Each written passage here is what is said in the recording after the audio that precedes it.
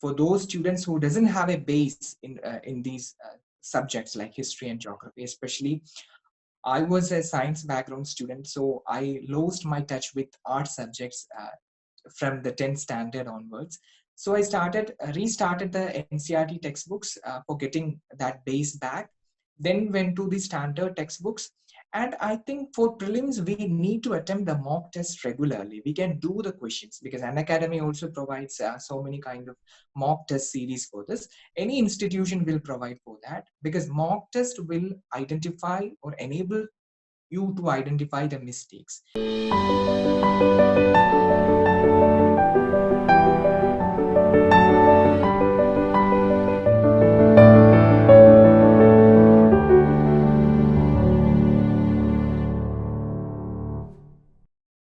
Hey everyone, welcome to Chamomile Tea with Toppers, an initiative by Unacademy.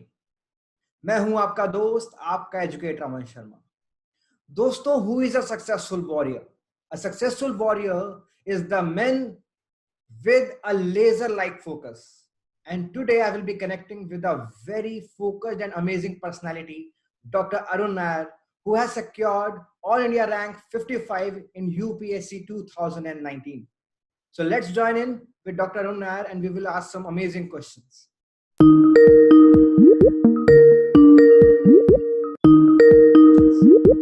Hi, Dr. Arun. Hi, Aman.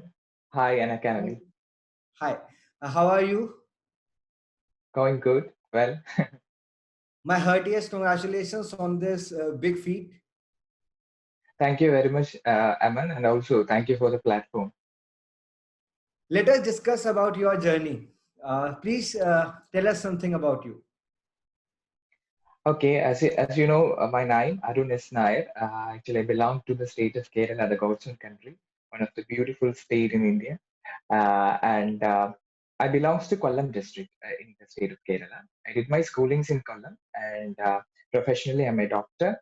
I did my graduation, that means MBBS in Government Medical College, Thiruvananthapuram. And after my graduation is actually the spark for UPSC came into my mind and which is stuck into my heart and brain, which actually pulled me towards the UPSC. So later I started preparation in 2018 because in 2017 I completed my internship.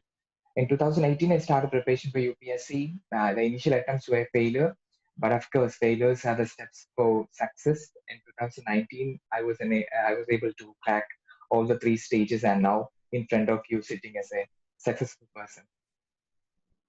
It feels really great, like hearing all the journey, like failure, and then a successful journey. So, what was your success? What was your success mantra? Success mantra, I think first thing is dream. I would say my juniors and everyone who asked me down that dream, dream, dream, dream. That is the most important thing, as our beloved Dr. APJ Abdul Kalam said. Dream is something that need to push us towards a success in our life. And second thing is, of course, dedication, hard work, honesty towards ourselves. We should not cheat ourselves during our preparation, and then keep motivated, keep relaxed, of course, everything will be there with you. Just like follow this conspiracy theory of universe. If you dream something big, then the universe will stand with you to achieve that. That's simple. Tell us something about why and how you took the decision to start for the UPSC CSE preparation.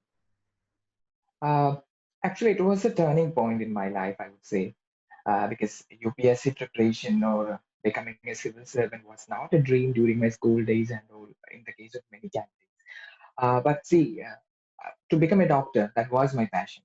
And after entering into the medical college, during my final year and during my internship, actually, this change in thought process starts. Uh, so, the being a doctor, the typical profession of a doctor, I found that some kind of monotonous career is there, and to, to showcase our caliber, which is extra academic, that is chances are very less if we are being a doctor. So I started thinking I need some diverse platform to intervene and what interconnect with the diversity of people.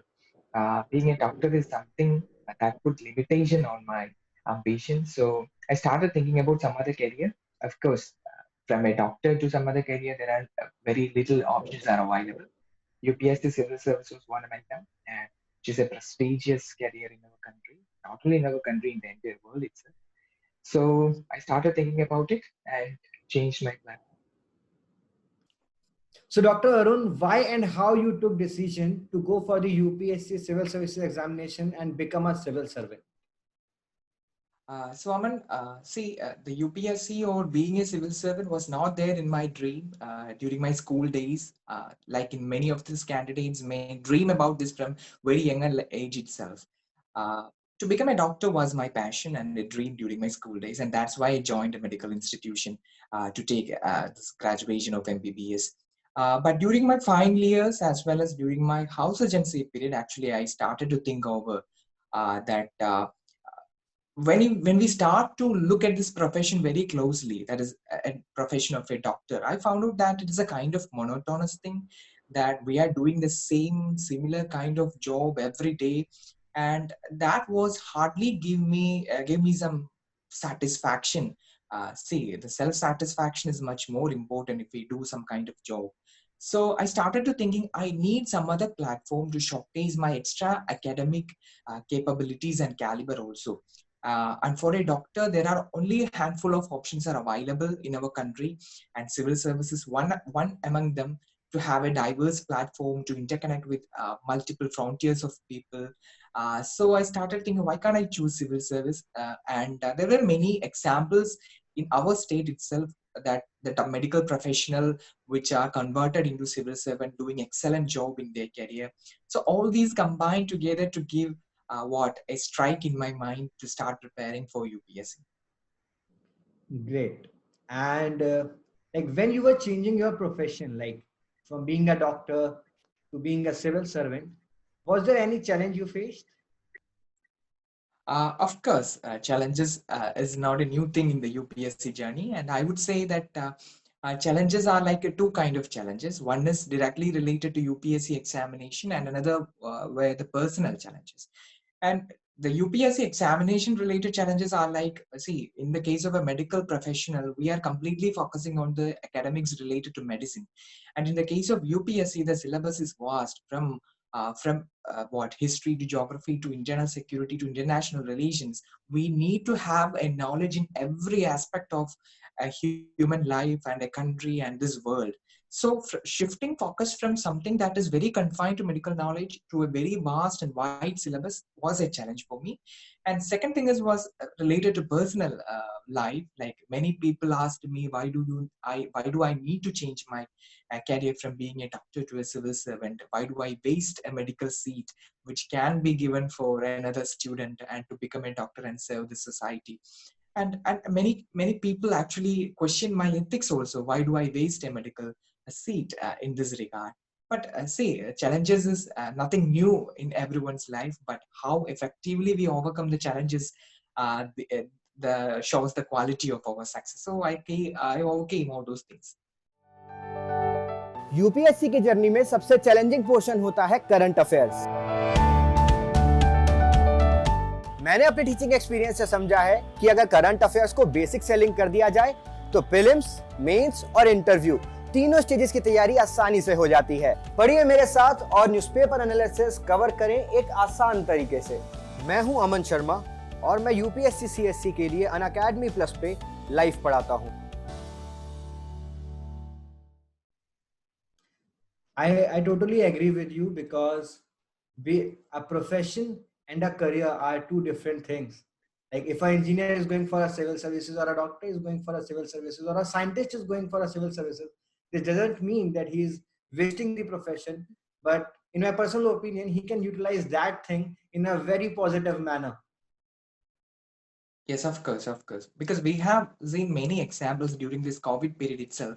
When the pandemic hit our country, like many doctors converted civil servants were doing excellent job. In the case of Kerela, in the Karnataka, in Goa, and also in the central ministry, our honorable minister was also a doctor by profession. So, and in the world, we have seen many doctor come politicians showing excellent job in containing this pandemic. See, the expertise and civil service is a generalist job, and having people with multiple talents are needed in that pool, then only we can complete the expectation of the people and the aspirations of the people. So the diversity should be there in civil services also. Dr. Arun, please tell us something about your journey being a civil service aspirant. As a civil service aspirant, I already said my preparation is completely started after my internship. Till that day, I completion of my internship, there were no much special preparation for UPSC, except I read newspaper regularly. And after this internship was completed, that is in 2017, I started joining a coaching institution because we did not have any kind of guidance or advices regarding this examination. We did not have any kind of idea regarding what is the demand of this examination, how we need to tackle this exam, what are the syllabus, what are the subjects. Especially the beginner candidates do not have any idea, and I was also one among them. And so I joined a coaching institution initially in 2018 itself, and I attended the classes for some 4 to 5 months. And I attempted the prelims in 2018, but the classes were not complete, and also I did not cover the entire syllabus also. So I couldn't clear 2018 prelims. So yeah, I rectified my mistake. Like I did not complete the syllabus. I did not attend much mock tests. So studying and attending exam is two different things. We need expertise in both, and whatever we study, we need to express that in exam. That will be portrayed as our success in this kind of examination. So I rectified those mistakes in 2019. 1 year long preparation was there. I did not attend any more classes. I completely focused on self preparation. I attended some mock test series only for prelims and mains. And after clearing prelims and mains, for interview, of course, I seek advices from mentors available in Kerala itself and attended some mock interviews and cleared it. So in total, I think it is a kind of a standard preparation, 1 long year preparation for this 2019 examination. Let us move on to our strategy and preparation section. Okay. So let us discuss about the preliminary examination first. Like, what do you feel about the preliminary examination? Say prelims, I would say that it is a elimination examination rather than a qualifying examination, because some 6 to 10 lakh people apply for preliminary examination, and UPSC only need some 10,000 to 12,000 people for mains. So the entire people who are outside this 10 to 12,000 people need to be eliminated. So we need to consider the preliminary examination in that sense. That is, it is an eliminator, and we need to overcome that. And my preparation for prelims, I would say that prelims come mains preparation is much better. A 1 long year preparation is enough for any candidate. We can start with this Hindu newspaper and NCRT textbooks for those students who doesn't have a base in these subjects like history and geography. Especially, I was a science background student, so I lost my touch with art subjects from the 10th standard onwards. So I restarted the NCRT textbooks for getting that base back, then went to the standard textbooks. And I think for prelims, we need to attempt the mock test regularly. We can do the questions because Unacademy also provides so many kind of mock test series for this. Any institution will provide for that, because mock test will identify or enable you to identify the mistakes. And see, with managing questions in prelims is something very, very important. We can't entirely mark the questions correctly. We can only identify some 30 to 40 questions with confidence during prelims. So the rest 40 to 45 questions, we need to do our prelims based strategies like intelligence guessing, like elimination techniques. So for that, we need to attend a mock test. Then only we gain that experience. So study your materials properly, attend the mock test, identify the mistakes, and I would say each candidate will have a pattern of mistake in preliminary examination. For me, the questions with some data or statistics, I always end up in wrong answers. Similarly, many candidates might have some pattern of mistakes. Even though the UPSC doesn't have a pattern of examination, the candidate will always have a pattern of mistake. So we can identify that pattern of mistake, rectify it, do not repeat mistakes in prelims. And for the last 2 to 3 months, I think entire time can be devoted for revision for prelims. Trivial things, trivial facts can be focused upon rather than having a mains like study. So revise in that way, and so that you can achieve the prelims, crack the prelims with some sort of confidence itself. So there is no worry about it. So was there any strategy you followed like during the examination, like in the examination hall? I think attending mock test, especially offline mock test, will give you that experience how to remain calm and quiet in examination hall. That is very, very important because UPSC's questions are highly tricky, options are highly confusing. When the thought process of your brain is outside that ambit of this examination hall, and if there is excessive pressure, and if you feel that you are sitting in a hot seat, then that confusing options is enough to trap you in locks. So be calm and quiet. That's the first thing. And I would say that a two-way approach to examination is what I followed in prelims examination, preliminary paper. First one is I read entire question paper. I passed through entire question 1 to 100. I marked all those questions in which I know the answers perfectly. That is, I am 100% sure. So I marked all those. Then I just verify after 100 questions how many questions I was able to attend with confidence, and depending upon that go to the second kind of reading. If you attended some 50 to 60 questions confidently, then there is no worry to clear that particular examination. But if you are in a cutoff like some 30 to 40 questions only, then go precautiously in the second round of reading. Attend those questions which are more than 50% sure. That is a step where we need to use the techniques like intelligent guessing, elimination, etc. Attend those questions. I was a person having a high accuracy and attending low number of questions. So in 2019, I attempted only 72 questions because in 2018, I attempted 95 questions and got so many negative marks. So in 2019, I attempted only 72 questions. So my accuracy was a little bit higher, which I let to know from my mock test. So among that, I think I scored around 120. So be calm and quiet. Attend the UPSC examination just like you attend the mock test. Apply this two-way strategy of reading this question paper. And the thing is, there are many questions that tempt you to mark or bubble in your OMR sheet. If there is any question that tempt you to mark, be cautious about that. That was actually a message that given to myself. If there is any temptation, don't mark that question. Just skip that question. Don't get negative marks. So do that for any candidate can do that. But see, every candidate is unique. He or she need to learn from her or his own mistakes, and that will get from mock tests only. So experience makes a man perfect. Let us discuss about some of the sources and books for the preliminary examination. Let's first start with the history, geography, and environment. History, I think NCRT textbook from 8 to 12 textbooks. That was the basic I used. Then I use for ancient and medieval India, I use Tamil Nadu state government SCRT textbook, 11th standard, and then Spectrum for modern India. Then this old NCRT textbook for ancient and medieval, I used like in a selected reading. I can't read the entire ancient and medieval old NCRT textbook. It is very dry and huge quantities there, and it is very difficult to remember also. So selected chapters I read through, because if we analyze the previous question paper, we can identify some chapters which are crucial for UPSC. You can read in that. For art and culture, I use Nitin Singhania, again selected reading only, because some chapters are very dry and not needed for UPSC, but a candidate will understand that once he or she will do mock tests.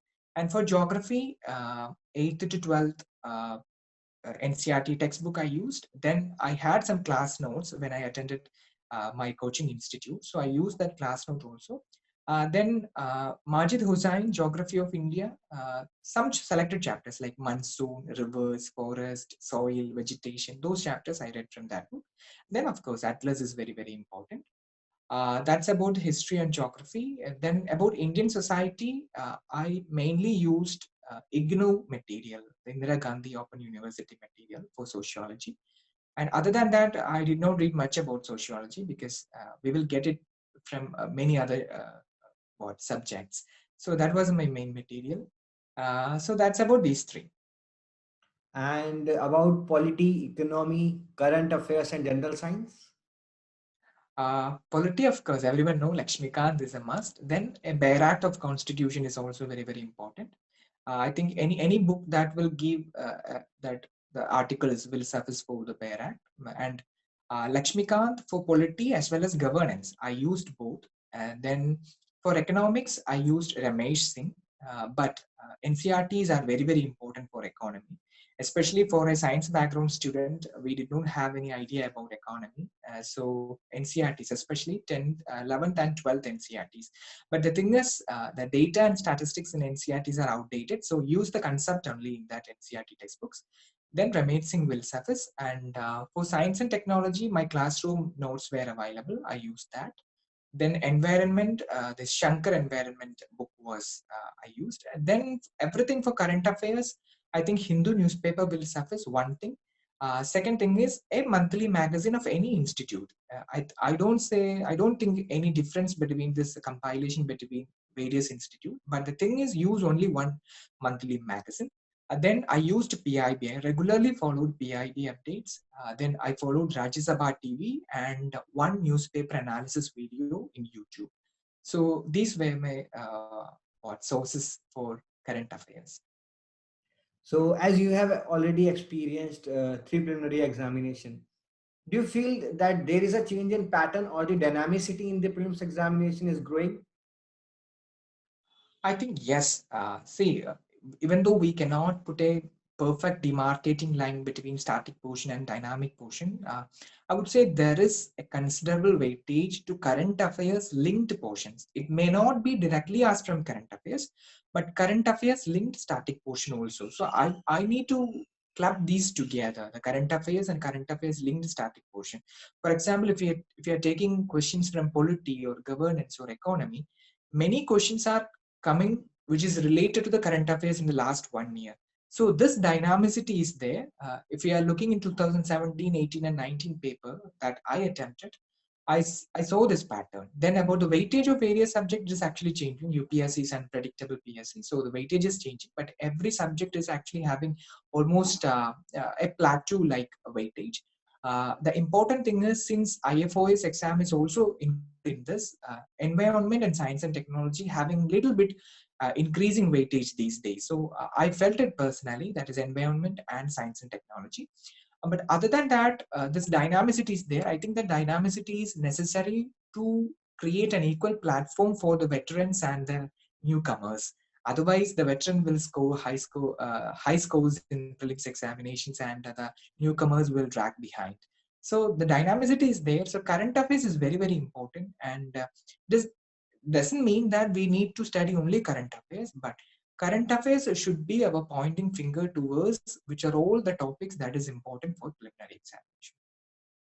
Was there any strategy you followed for the paper number 2 of the prelims examination, the CSAT? CSAT, I think since I had a science background, I did biomaths in +1 and +2, I didn't feel much difficulty in attempting question. But there are many students who personally feels actually difficulty in CSAT. And my advices to the candidates are, one thing is, do not neglect CSAT paper. I personally know many candidates who clears the GS paper 1 above cutoff and who fails to clear the CSAT paper. So for the science background student, I think it will be very easy to clear the CSAT paper. For the others, it will be some little bit difficult maybe there, but that doesn't mean that it is impossible. So I would say that is when you start preparation, you should attempt CSAT paper of last 4 to 5 years in the beginning itself. If you are scoring well, then there is nothing to worry. If the scoring is very low and if you feel some difficulty, then attend some classes or use some coaching material for CSAT paper also. I did not feel any personal difficulty in CSAT paper, but comparing with the last 2 prelims, I think difficulty level of CSAT paper is increasing. Especially this year, comprehension part was too difficult compared to 2018 and 2017 and 18. So I think those students who completely rely upon comprehension part might feel some might felt some difficulty this year to clear CSAT. So don't neglect CSAT paper. What was your strategy for note making? Like, was it segregated for prelims and mains, or was it integrated? Uh, I would say note making. Initially, I prepared from a Hindu newspaper. Notes were based on the subjects. In using pen and paper, I prepared note. Just like a prelims come mains notes, but some trivial points may be required for prelims. So I segregated those trivial points, some facts, like names of some places, some persons, those kind of trivial informations I collected separately in a book. And also some statistics are very important for mains. For example, some reports, this facts in economic survey, the budget, some indexes. These things are very important to quote in mains examination so that the authenticity of answer in the mains examination will increase. So I prepared a general note and I collected these trivial factor for prelims and mains separately so that we can quickly revise these trivial factors just before the examination. Other than that, from standard textbooks, I did not prepare any notes because, see, these standard textbooks are written in the demand of UPSC examination also. So, in the case, for example, in the case of polity, Lakshmikant, we can't prepare notes from Lakshmikant. Every lines in Lakshmikant is important, I would say. So rather than making notes, we can have some smart preparation, like you can make some chart, comparison tables or flow chart or diagrams. That would be better rather than preparing notes from standard textbooks. As the prelims 2020 is just ahead on 4th of October, so what would you suggest for the last 10 days? I think one thing is, as I said earlier, don't stress too much. Don't pressure up your brain too much. As a doctor, I would say when you pressure up, everything we studied in the last 1 year or more than 1 year will fly away. So keep calm and quiet. And the second thing is, do not try to learn something new in these days. Whatever you have in your brain, just revise it and keep it in there rather than learning something new. And attempting some mock test can be avoided in the last 10 days, because if those mock tests were difficult, then that will affect our confidence very much. And that mock test, those institutes may put difficult questions in those mock tests to showcase that we prepare the hardest question in the country. But the candidate may feel that like, oh, I didn't study anything, I scored this much only. But so that may affect the confidence of the candidate very much, even though he or she prepared well for the preliminary examination. So don't attempt any more mock tests in the last 10 days. Revise whatever you studied. I think it is better to revise with your own notes. That will be very, very helpful. Whatever you script down, whatever you wrote down in the last 1 year, revise those things. Remain calm and quiet and attempt the examination with confidence. That's enough. Dr. Nair, after your preliminary examination, how did you utilize the time between prelims and mains? In the case of 2019, after the preliminary examination, I had a confidence that I would clear this exam in this chance, because depending upon various keys, I scored some around 120 marks. So I confidently started my preparation for mains. And the most important thing is answer writing and optionals preparation. In between the 3 months, this is very, very important. A candidate who cleared prelims, the general studies, the content-wise general studies will be in a quite stronger side. Only thing is, we need to change our thought process from a prelim strategy to main strategy, and we need to start writing answers. So one thing is, you need to write answers. Subscribe some 1 or 2 mock tests for writing answers. Do not subscribe more than 2 mock tests. So I subscribe only 1, because excessive mock test will cause fatigue of your hand and brain. So it is better to subscribe 1 and use that mock test very seriously. Start answer writing very seriously and efficiently. That is how to manage the word, space, and time. These 3 things are very, very important. And then optional is very, very important in these 3 months. I put extra effort and time and spend for the optional subject because it was medical science. And as you know, I didn't attend any coaching institute for medical science. I think there is no coaching institute in India providing UPSC medical science coaching. So quality coaching, I would say. So I put some extra effort on my medical science optional also. So candidates should focus upon the medical, this optional subject, because see, it is the one subject that will enable you to score 500 marks. So that is very, very important for the mains examination. So do these two things, that is focus on optional, focus on answer writing, and then in mains everything will be okay, I would say. Dr. Nair, when did you started your mains answer writings? Uh, Actually, as a serious answer writing preparation only started after prelims, but I won't advise this to everyone. Every candidate should know what is his or her status regarding answer writing. And I might have, my teachers what told me that I might have some skills in answer writing, even without preparation itself. That may be the thing that helped me to start this answer writing preparation very lately. So the candidate must know this, that is, what is the status of answer writing for his or her, so that they can start prepare very early or late. But for my case, I started preparing after prelims. What do you feel, what was the X factor in your answer writing which gained you some of the extra marks? One thing is handwriting speed was on a quite higher side. That so from the first mock test itself, I was able to complete the 20 questions. So that was applauded by my mentors. So the handwriting speed was there, and handwriting quality, I would say it was on the average side, but it was legible, of course. And then I added diagrams and maps, etc., as a part of innovation to the answers. And next is I used multicolor pens and pencil to draw diagrams and to underline things. And then I would say that many candidates may ask whether we need to write in paragraph style or bullet point style. I actually wrote in a mixed pattern, some question in paragraph style and some question in bullet point style, so that that monotonous may not be there, and examiner may feel that this candidate's answer is diverse. So I use that also. So I think these are the points or what advantages that enable me to help good marks. Let us move on towards mains paper. What was your strategy for the essay preparation? For essay paper, there were no special preparation. I attended some 8 to 10 mock essays before the actual examination. And I think the newspaper reading is one factor that enable candidate to write good essays. The articles and editorials. That is why I would advise the candidates do not skip newspaper and directly see the news analysis videos for the sake of preparation. If you read newspaper thoroughly, like articles and editorials, you will get a style of writing, because many eminent persons are writing in this editorials and articles. So we will get the style of writing, we will get the vocabulary will improve.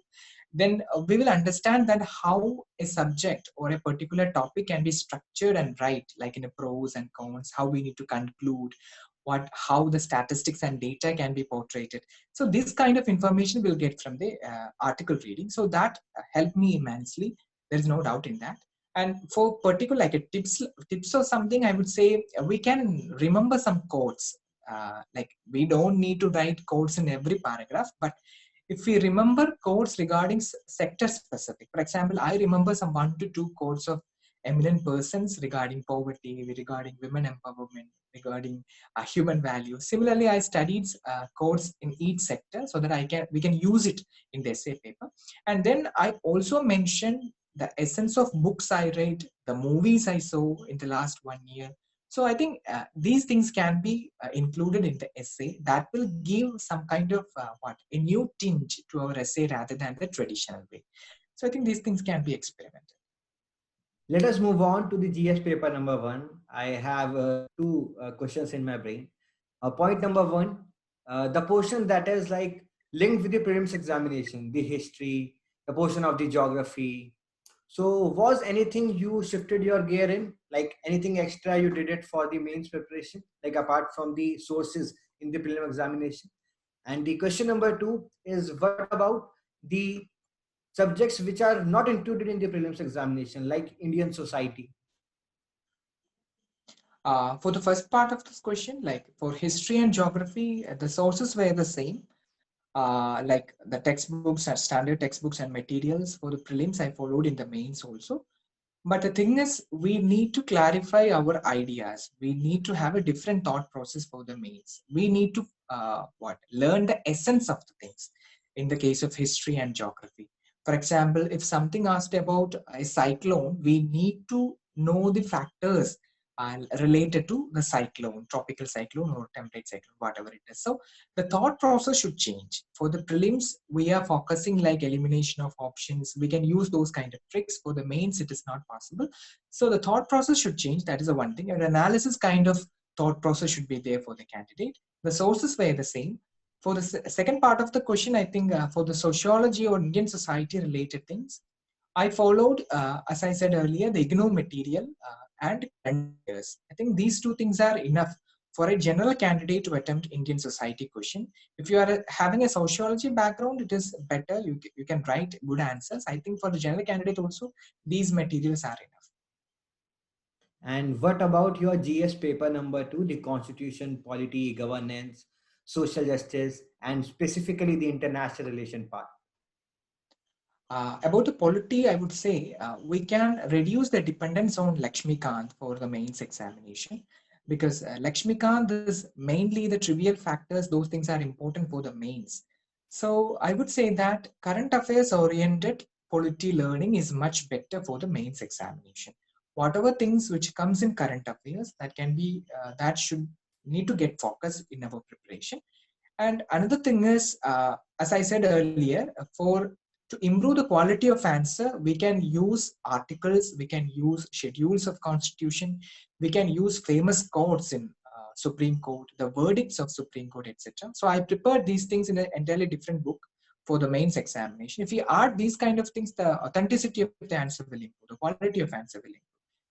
So the thing is, we can reduce the dependence on Lakshmikant, like line by line reading is not necessary for mains examination. Start reading the current affairs related static portion, one thing. For the governance also, the current affairs is much more important, because if you analyze the questions, current affairs related governance questions are there. And for international relation also, the current affairs is enough. I think there is nothing to worry about international relation.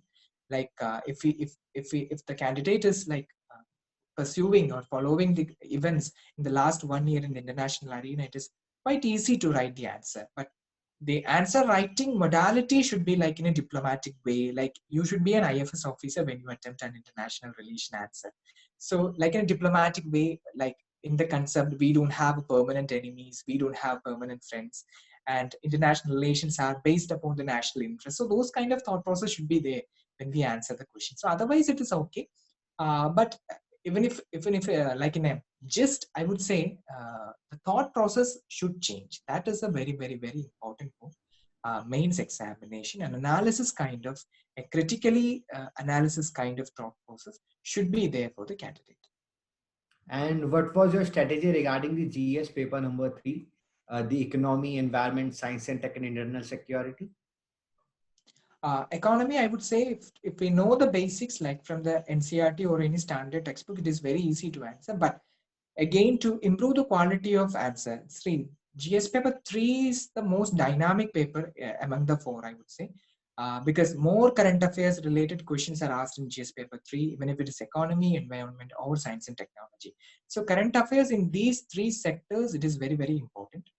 You should follow it thoroughly.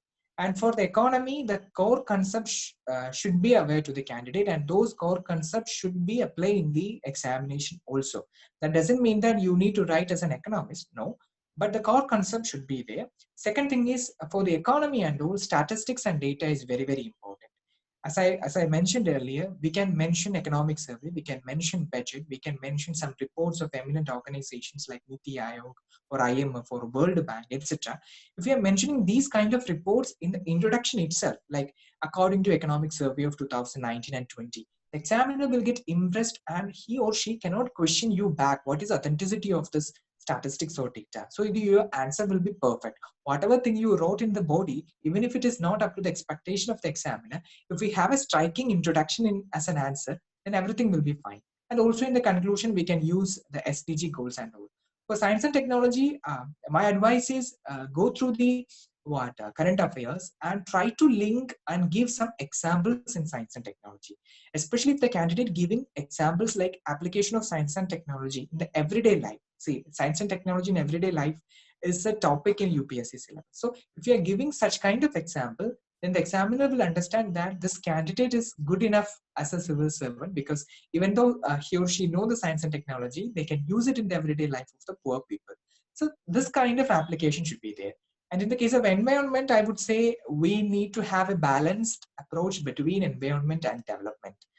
We cannot protect environment entirely. We cannot protect the interest of development also, but it should be a balanced way. And for the internal security, I would say, okay, it is easy to write answers, but some by heart of some terminologies should be there. Like when they ask about what is black money or what is hawala, what is virus and Trojan, if you give some vague answers, it will be quite difficult to get good marks and to give a good impression. So some by hearting some terminologies is needed. Otherwise, we need to write like in a diplomatic way alone. And one advice to candidate is don't use extremes of measures in the case of internal security, like call army and suppress Naxals. No, those kind of wordings should be avoided, because in the case of international relation and internal security, we need to have two mind approaches. In the international relation, our national interest is the biggest thing. So in the case of internal security, these struggling people or this anti-country or anti-state people are our own citizens. They are demanding some kind of demands in their life. So we can't do extreme kind of measures against them. So please keep that in some corner of your brain. Don't do some extreme measures against our own people. So otherwise it is okay. And let's discuss about the GS paper number 4, the ethics. That is a unique paper that I would like to divide this GS paper 4, that is ethics paper, into two, like case studies and the general ethics paper. So the first thing is the materials classes available for ethics are actually comparing with other papers as of low quality, because nobody knows the ideas of ethics, what it is and what it's meant for. So I would say the candidate should go through the entire syllabus of ethics, like and by heart the definitions of each terminologies, like what is ethics, what is aptitude, what is attitude, what are the determinants of these things. So this definition can be directly can be right in the answer sheet. And second thing is what I consider personal as the most important thing for the general ethics part is giving real life examples. So real life example will be the factor or the X factor in the answer that will portray your answer something different from others. Because see, the definitions of ethics, the determinants of ethics, every candidate, the 10,000 candidates will write the same. So the examiner know that examiner will predict what is the definition that he or she is going to read in the answer paper. So what is the difference that we can make in these answers are giving real life example. The textbook example you need to avoid, give real life example, so that the examiner will get a notion that this candidate is having some ethical values, he or she is observant and is correlating with his or her life, and so that we will get good marks. For the case studies, I think we can attempt mock test, like that will give you feedback how to manage case studies. In addition to that, we need to think multiple options before you like before answering. That is very, very important. One extreme to another extreme, we need to think and choose the ideal one. That is important for case studies.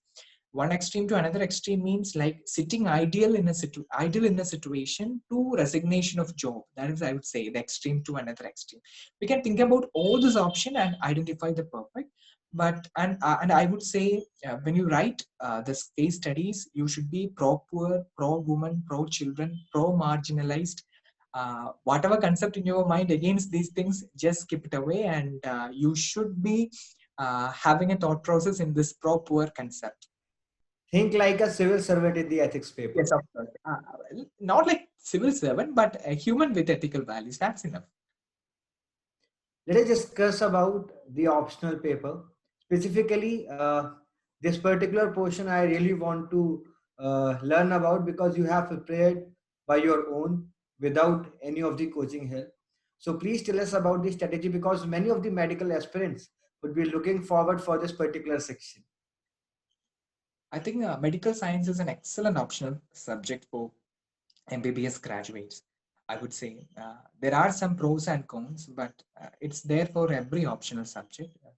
And there is a myth that some optional subjects are perfect to get 350 or more than that. But there is nothing like that. That's my personal opinion. There is no ideal optional subject. Each optional subject has its own pros and cons. So if a medical graduate is trying to get medical science as an optional for UPSC, I would say he or she need to understand this pros and cons. Pros are like, one thing is we have invested some 4.5 to 5 years of our life, of our energy and time to learn these subjects. So no subject will come in front of that. This much effort we have put. So it will be very easy to go through these subject. And if you go through the syllabus of UPSC, comparing with the MBBS syllabus, it is lesser. And a candidate of like a medical graduate may not feel anything new in UPSC syllabus. Every topic in the UPSC has come across in his or her undergraduate course once in a time, so that he or she may feel that it is like a revision only. And I also felt that is when we read some topics, it is a revision only.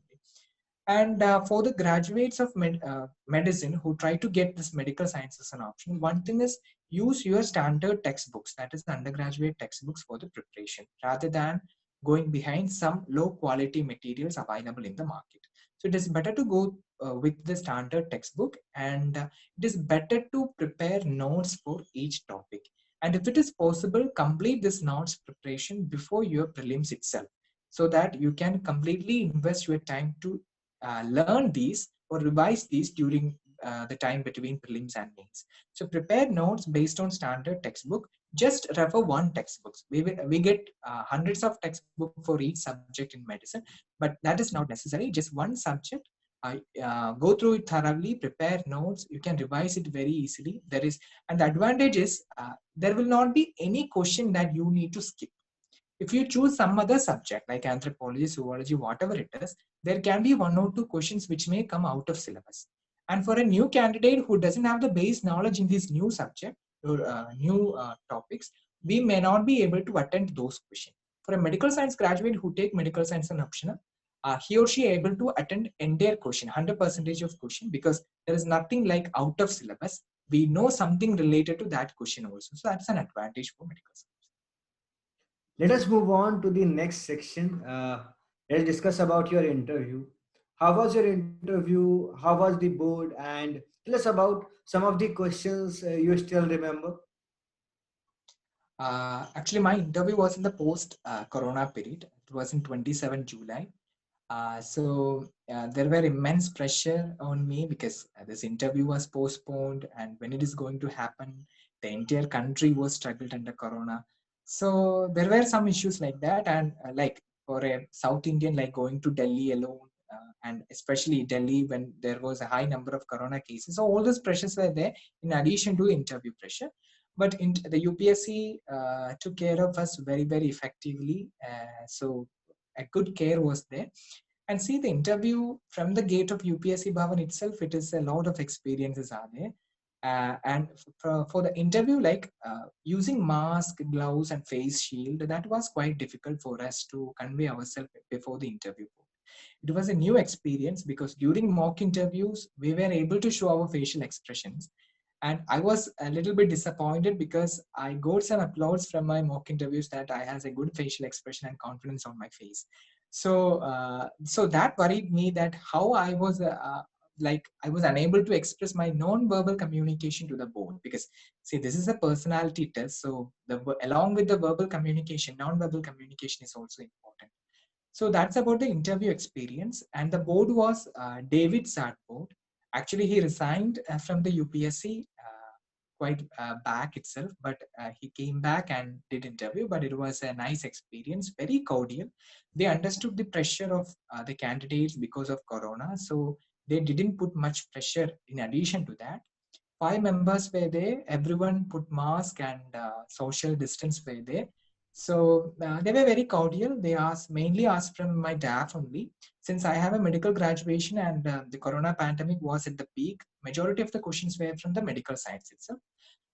Some of the questions were asked from palliative care itself, which was one of my college days activity. So some questions, some 2 to 3 questions I was unable to answer, but I politely said, I don't know, sir. So they went to next question. Some question that I personally feel like joke or something or unexpected was one thing was like they asked me whether I know to prepare Kerela appam. So it is a food item available in Kerala. So they asked me what's the breakfast. So I said appam because we had accommodation in Kerala house. So they asked like, do you know how to prepare it? So it was an unexpected question. So other than that, much of the interview was in the expected lines. Great, great. And let's move on to the last section of this conversation, Okay. the rapid fire round. So, are you ready for the rapid fire? Sure, sure. We can face anything. We need to face anything. What are you most excited about these days? Of course, the UPSC result and the LBS NA is waiting. So we are waiting for the foundation course. That is the most uh, thrilling experience these days. And if you had one superpower, what would it be? Become hidden, like camouflage, like that. And let me ask you, what would you do? Like then we can go anywhere. Nah, nobody will notice you. Then later I will decide upon that. Okay, if you could have coffee with someone from your past or present, who would it be? Past or present? I would say my grandfather. He passed away, and he actually gave me the first strike regarding civil service. So he's no more right with me. So I would say him. And did you like have any recent hobby during this particular quarantine? Quarantine. Actually, I had some hobbies like bonsai plants, so I started resurrecting it. And in addition to that, I started singing in Smule. So it was a new hobby that I'm going to make upon. If you want, like, we would love to hear it from you. No, no, man. Sorry. Okay. I'm And not in that particular stage right now. okay. And what do you feel like? What was your proudest moment till now? Proudest moment, I think, when I saw my name in that UPSC PDF. Actually, I was in quarantine, and the proudest moment was when I called my mother and say, "Amma, I got 55th rank. My name was there." So, looking at her expression was the proudest moment. Great. So, as prelims is near, aspirants are waiting for their examination. And you have always talked about the monotonicity in the preparation. There are ups, there are downs in the preparation. Everyone would love to hear, how did you manage that? See, first of all, don't live for UPSC preparation. That is the advice that I can give. Keep UPSC preparation as one part of your life only. We have another life outside UPSC preparation also. Because when a candidates live for UPSC preparation, when some challenges or some failures are there in the end, it will be quite difficult to cope up with that. So I think keep UPSC preparation as one part of life.